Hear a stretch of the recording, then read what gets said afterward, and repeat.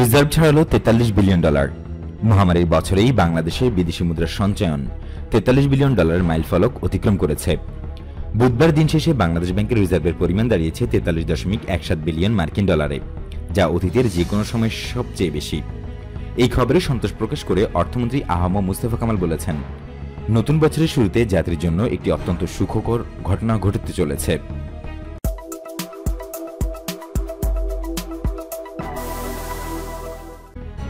মূলত প্রবাসীদের পাঠানো রেমিটেন্সের উপর ভর করে রিজার্ভ নতুন এই উচ্চতায় উঠেছে। সেজন্য প্রবাসীদের কৃতজ্ঞতা ও ধন্যবাদ জানিয়েছেন অর্থমন্ত্রী। সেই সঙ্গে তাদের নতুন বছরের শুভেচ্ছাও জানিয়েছেন। রপ্তানি আয়ের ইতিবাচক ধারা এবং বিদেশি ঋণ সহায়তা বৃদ্ধিও রিজার্ভ বৃদ্ধিতে ভূমিকা রেখেছে। শক্তিশালী রিজার্ভ মহামারী মোকাবেলায় সরকারকে সাহায্য করছে বলে মনে করেন বাংলাদেশ উন্নয়ন গবেষণা প্রতিষ্ঠান BIDS এর গবেষক জায়েদ বখত। কেন্দ্রীয় ব্যাংকের তথ্য ঘেঁটে দেখা যায়, গত 15 ডিসেম্বর রিজার্ভ 42 বিলিয়ন ডলার ছাড়ায় 2 সপ্তাহের রিজার্ভে যোগ হয়েছে আরও 1 বিলিয়ন ডলার। গত এক বছরে রিজার্ভ বেড়েছে 11 বিলিয়ন ডলারের মতো। 2019 সালের 28 ডিসেম্বর রিজার্ভে ছিল 32.43 বিলিয়ন মার্কিন ডলার।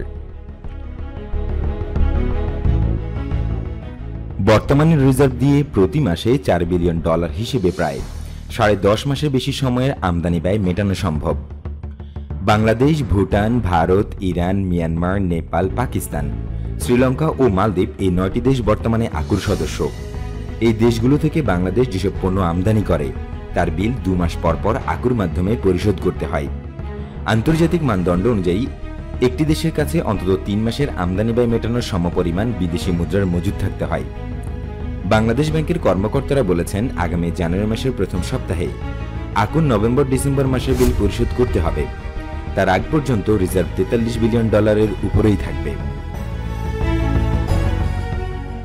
গত কয়েক বছর ধরে রিজার্ভ ধারাবাহিকভাবে বাড়ছে।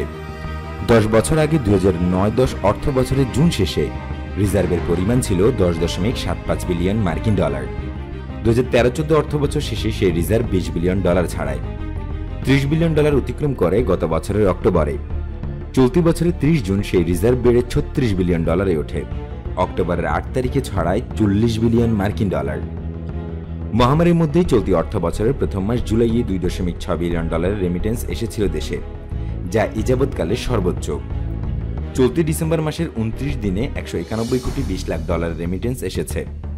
গত বছরের একই সময় এসেছিল 159 কোটি 70 লাখ ডলার। সব মিলিয়ে চলতি 20-21 অর্থ বছরের 1 জুলাই থেকে 29 ডিসেম্বর সময়ে রেমিটেন্স এসেছে 12.81 বিলিয়ন মার্কিন ডলার। আর জুলাই-নভেম্বর সময়ে পণ্য রপ্তানি থেকে 15.92 বিলিয়ন ডলার আয় করেছে বাংলাদেশ, যা গত বছরের একই সময়ের চেয়ে 1% বেশি।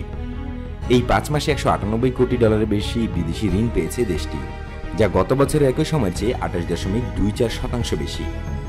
অন্যদিকে এই 4 মাসে আমদানি ব্যয় কমেছে 8.84%।